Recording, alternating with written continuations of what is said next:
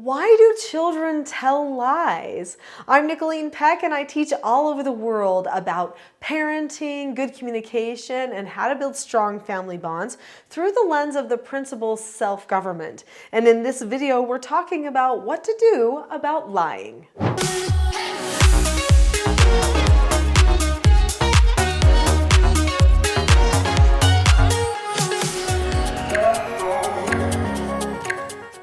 In this video, we're going to be talking about why children lie, and there are multiple reasons why they might choose to lie, and then we're going to talk about what to do about it.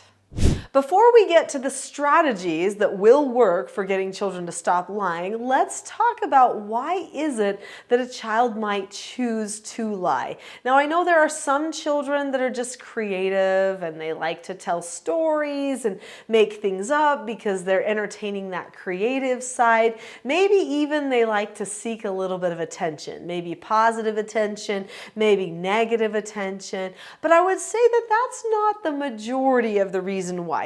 Maybe when they're little, like ages 4 or 6 or 7, they might just be creative, or they might just want a little bit of extra attention. But usually there is more to it than that. And especially if they're lying as they get older, we have to look at why this might be happening. So a child might lie because of experimentation. They might say, well, let's see, maybe if I don't tell them exactly the truth, I could get out of it, or they would never know, or something like that. So at first they might tell the lie to get out of something, maybe a homework assignment, a chore, something like that, just because they're wondering if that could present an open door for them that they hadn't considered before. Now here's another reason. Now this one, I have to just warn you up front, if you're a parent and you're watching this video, just know that I'm not trying to offend anyone, but many children choose to lie because their parents are kind of fear-based in their parenting. They're maybe a little authoritative, or what I call bully fear-based in their parenting. That means that they're trying to instill fear in the children all of the time. And because so many things turn into a battle or micromanaging, the child learns to step back and not tell their parent the full truth all the time.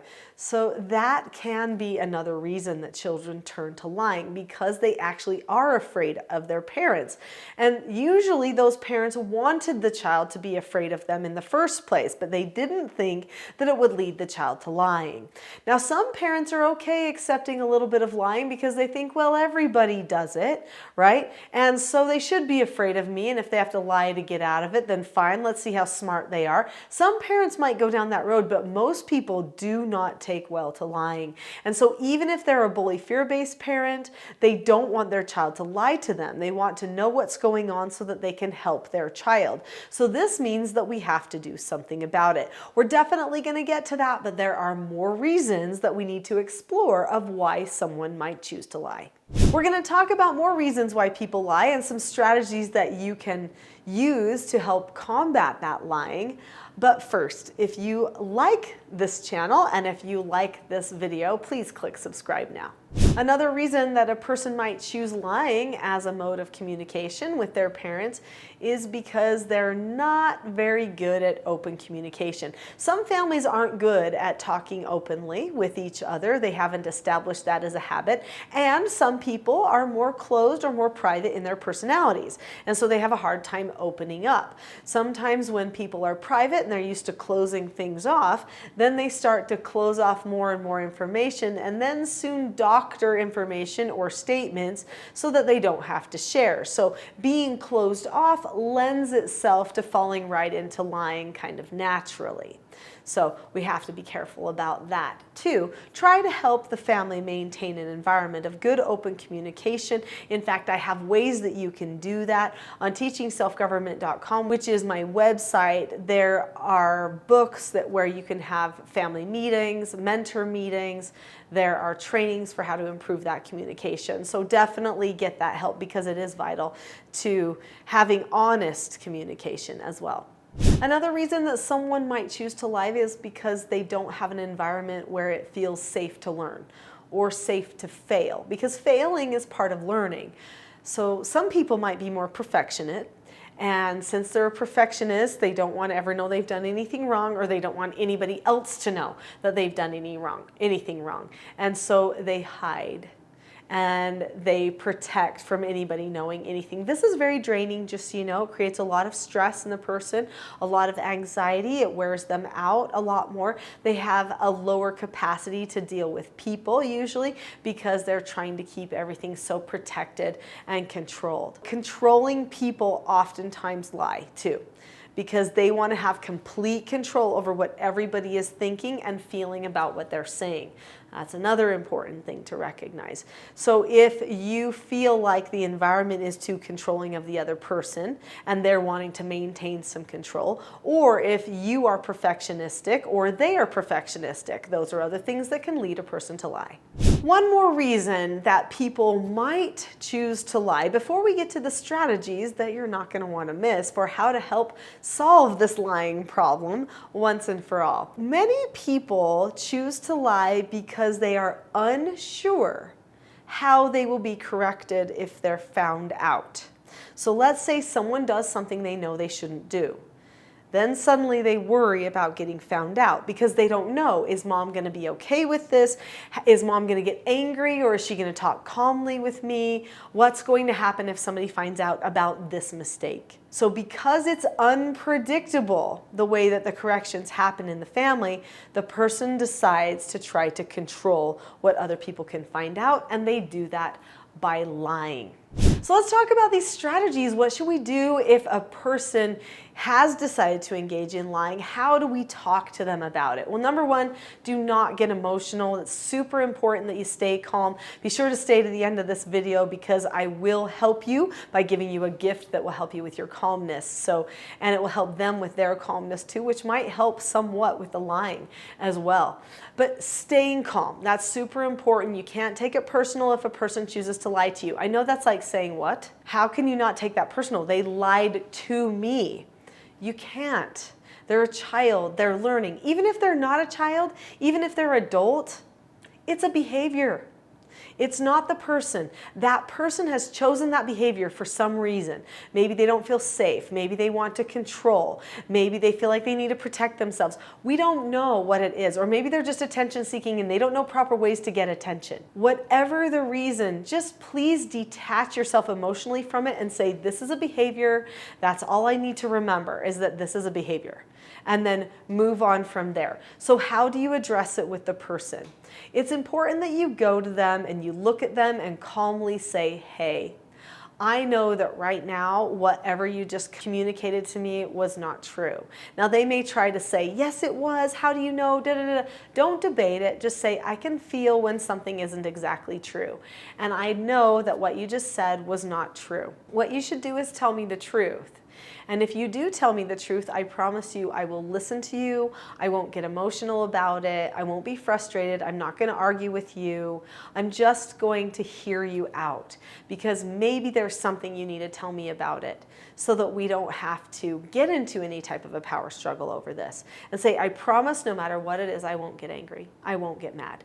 Now, if you can pre-teach them in that way, chances are they'll open up, especially if you just sit there and say, don't worry, I've got time. I can wait for you to tell me. So think about how you want to say it. But the better way is just to say it quick and say it in the true way, because I promise I love you no matter what, right? So let them know you're a safe person to tell the truth to. If you know what the truth is, you might want to spoon feed them the words, especially if they're a child. Say, just tell me, I ate the last cookie. I'm sorry. Just say that.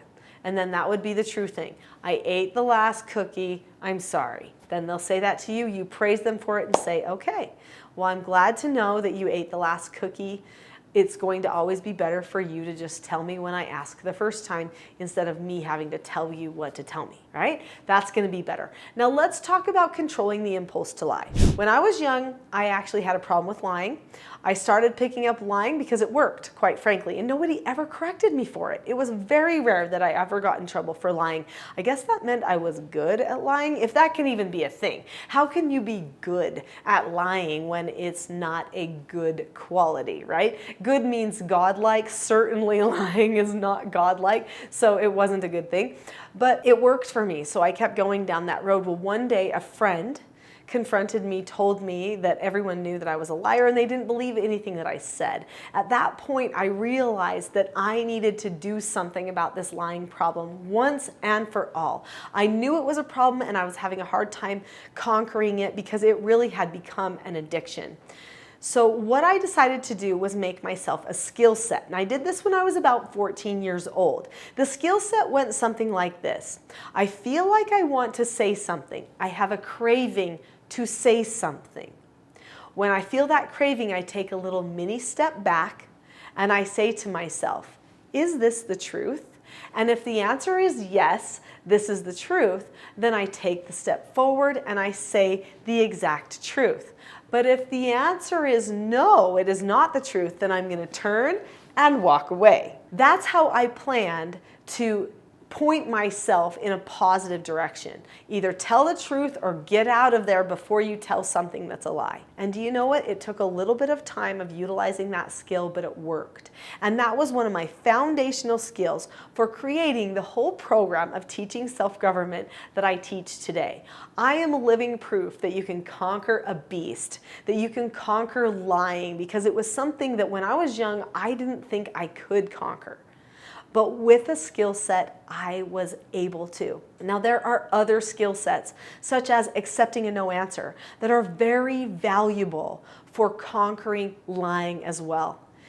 Learning about all of the self-government skill sets will help you and your child calmly navigate this problem called dishonesty and help you get back to a place where you can communicate more effectively with each other. Now remember, I told you I had a special gift for you related to your calmness. This is going to step you into self-government. It is my Calm Parenting Toolkit. In the description below this video, there is a link to the Calm Parenting Toolkit.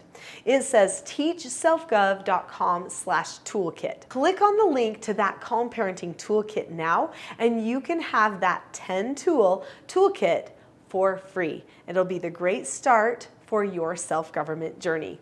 Click on the link. I'll see you there.